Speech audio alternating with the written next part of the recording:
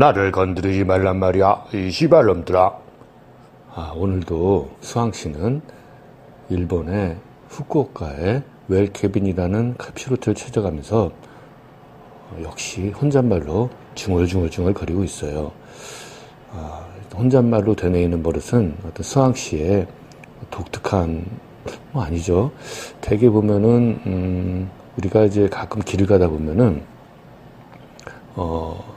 큰 목소리로 혼자서 허공에 대거나 혹은 혼잣말로 막 욕을 하면서 지나가는 정신이 약간 이상하신 분들을 좀 볼 수가 있죠. 지금 수왕씨는 그 아주 초기 단계예요. 그러니까 다른 사람들이 있을 때는 그렇게 얘기하지 않지만은 혼자 있거나 내지는 뭔가 외로움을 느낄 때는 혼자서 되뇌이는 좀 버릇이 있어요.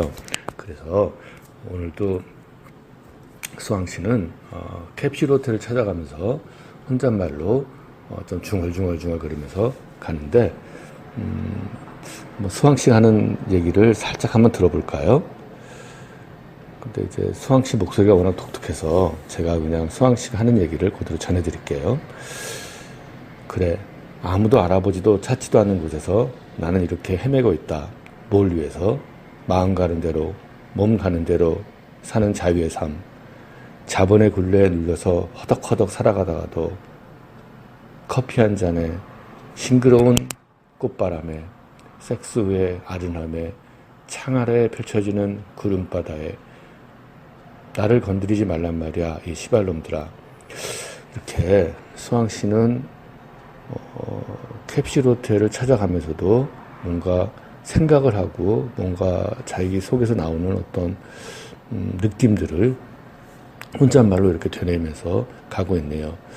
참 말도 독특한데 생각하는 것도 좀 독특한가요? 글쎄요. 사람마다 다 개성 있고 사는 방향이 있으니 뭐가 정답이란 게 없겠죠. 저도 수왕씨가 좀 재밌는 사람 같은 느낌이 드네요. 좀. 그래서 뭔가 다른 사람들은 알아들 수 없는, 더더구나 일본인데 혼자서 중얼거리는 거를 누가 알아들 수 있을까요? 수왕씨는 캡슐 호텔로 들어가고 있습니다. 그래서 근데 이제 수왕씨 같은 경우에는 뭔가 자기 말을 알아들 수 없다는 생각이 들면 이렇게 혼자서 중얼중얼거리는 버릇이 있는 것 같았어요. 그런데 어느 순간 캡슐 호텔을 들어선 다음에 수왕씨는 깜짝 놀랐어요. 안녕하세요, 어서 오세요 라고 거기 일하는 안내하는 남자분이 한국말을 한 거였어요. 아니, 한국말 할 줄 아세요? 조금요. 스코시 하나시 데스.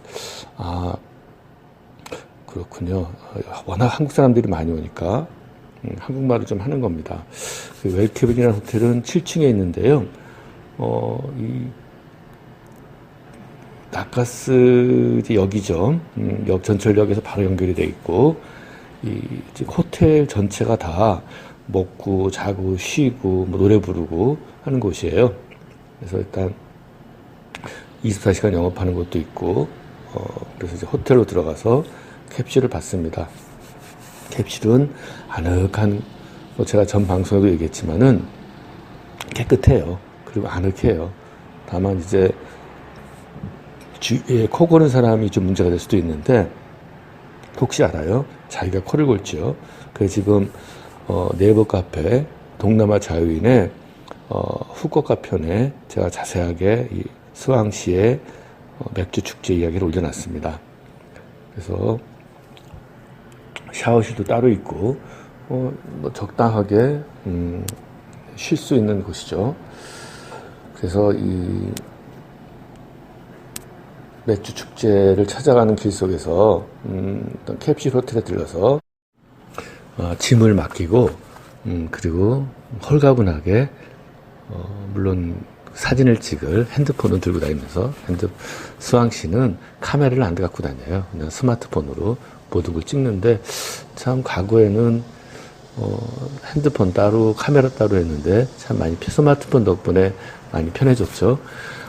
그래서 이런 스마트폰이랑 지갑을 들고 이제 맥주 현장을 찾아서 지금 가고 있습니다. 그런데 수왕씨 같은 경우에는 돈을 아끼기 위해서 하루에 10,000원 정도 하거나 하루에 몇천 원 하는, 하루에 10,000원 하는 이제 KT나 SK의 그 해외 로밍 와이파이죠. 혹은 하루에 몇천 원 하는 도시락 와이파이를 안 하고 일본 내에서 일본 재팬 와이파이라는 그 공용 앱을 깔거나 아니면은 그냥 와이파이를 이용하면은 패밀리마트나 세븐일레븐 혹은 역 근처에서 무료 와이파이가 돼요. 그래서 무료 와이파이를 이용해 가지고 틈틈이 그 맥주 축제 현장을 지금 찾아가고 있습니다. 뭐 급한 거 없잖아요. 그래서 이리저리 주변 구경을 하면서 지나가는데, 이 캡슐 호텔이 있는 역은 나카스가 와바타역, 나카스가 와바타역이라는 곳인데, 여기는 후쿠오카 안에서도 명동 한 종로 정도 각종 술집하고 각종 유흥시설이 많고 또 쇼핑시설이 많아가지고 한국 사람들이 많이 오는 곳입니다.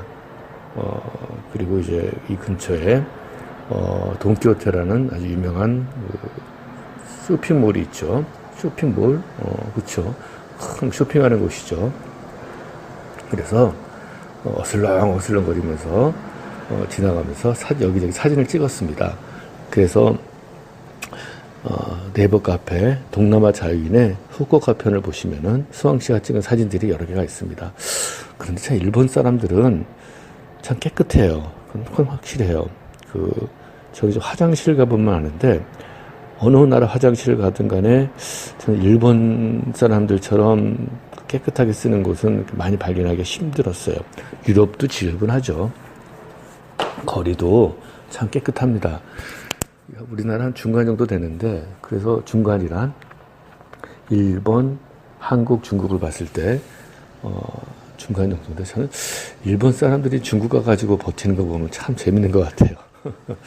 아무튼 그래서 이렇게 깨끗한 거리를 지난 다음에 만화책 파는 것도 한번 어슬렁어슬렁 둘러보고, 그런데 이때는 이 망년회 안내문이 있는데, 망년회가 아마 일본에서 한국으로 넘어간다 봐요.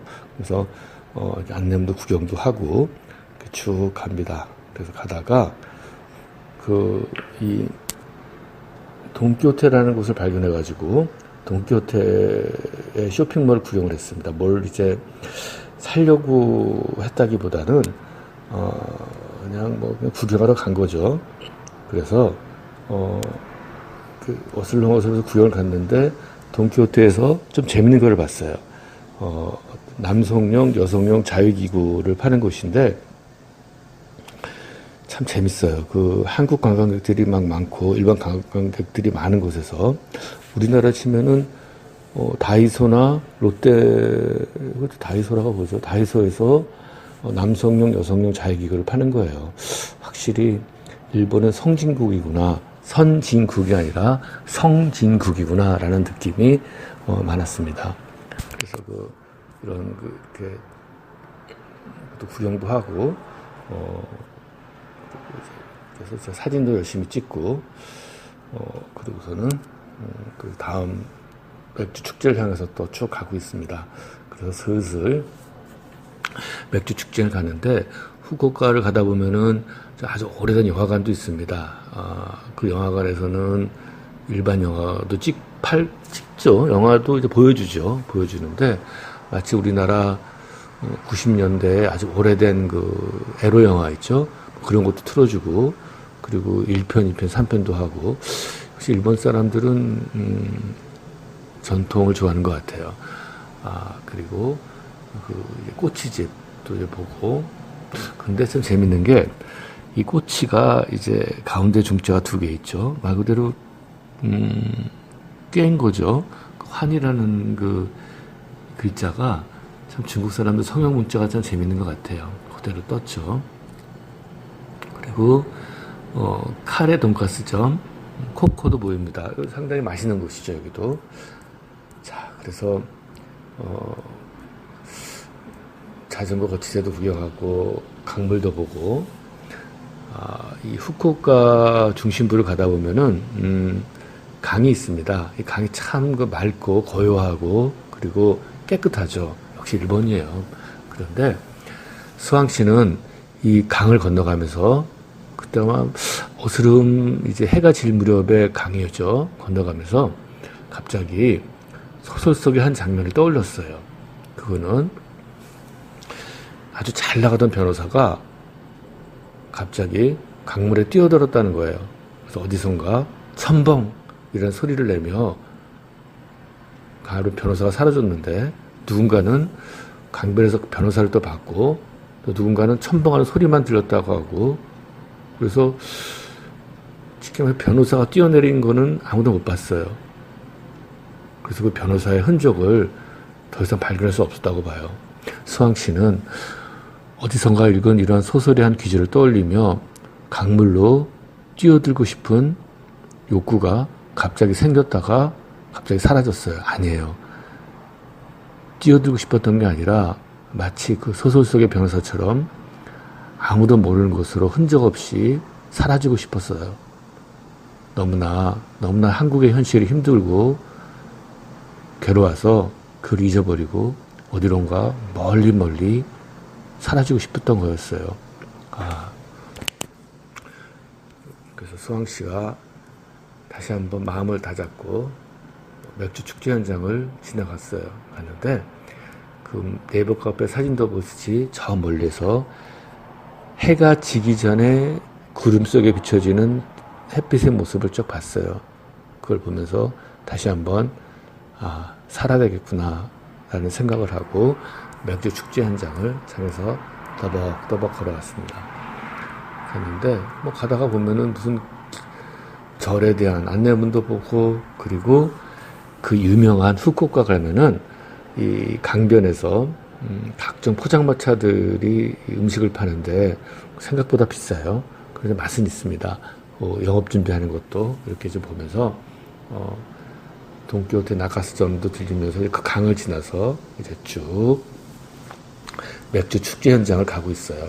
그래서 점점 맥주 축제 현장에 가까워지는 것을 수왕 씨는 깨달았습니다. 어스름 저녁에 다가오면서 드디어 맥주 페스티벌 장소에 도착한 수왕 씨는 가슴이 막 뛰는 것을 느꼈어요. 여기에 내가 왔구나. 수왕 씨는 속으로 되뇌이면서 막 구경을 하기 시작했습니다. 근데 일본에서 독일 맥주 축제라는 게 조금 이상하게 느껴질 수 있지만은 워낙 뭐 일본 사람들이 특이한 걸 좋아하니까 뭐 그냥 좀만 이상했지 이게 아주 특별하다 뭐 이런 생각은 들지 않았습니다. 그 보통 이 일본에서 하는 독일 축제는 일본의 맥주 축제죠. 후쿠오카가 있고 저 이 삿포로 지역이죠.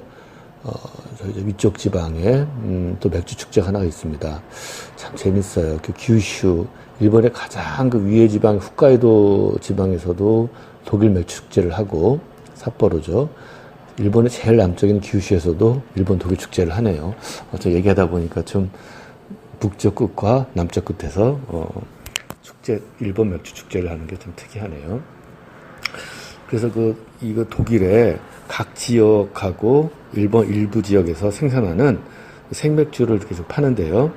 좀 독특한 시스템이에요. 각 부스가 다 이렇게 있는데 처음에 간 곳에서 생맥주하고 유리컵이죠.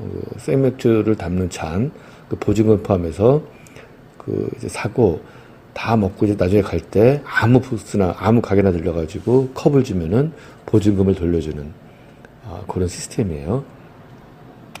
그리고 이제 맥주를 다 먹으면은 먹은 거를 거기다 또 맥주를 담는 게 아니라 갖다 주면은 새 잔에다가도 줘요. 그러니까 좀 돌아가면서 하는 거죠. 나름대로 시스템을 갖추고 먹습니다.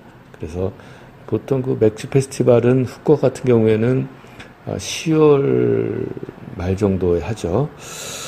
그래서 밤 10시까지 축제를 이렇게 합니다. 그래서 각종 독일 지역에 맛있는 맥주들을 저도 얘기하다 보니까 침이 꼴깍꼴깍 넘어가네요. 맛있는 맥주를 이렇게 파는데 또 때도 마침 어스름 저녁이었어요. 수왕 씨가 어린 시절에 까미를 좋아했었는데 까미의 이방인이라는 책을 보니까 거기서 주인공 이름이 메리송가 그럴 거예요. 주인공이 어스름 저녁에 2층에서 해질 무렵에 저 길가에 다니는 낄낄낄 깍깍거리는 젊은 청년과 처녀들의 모습을 보면서 해지는 무렵을 모사한 그 문구가 있었는데, 그거하고 또 어린 왕자가 작은 별에서 석양을 바라보면서 이제 많은 생각을 했던 그런 것들 등등등등 속에서 여러 가지 영향 속에서 수왕 씨는 석양을 좋아하게 됐어요.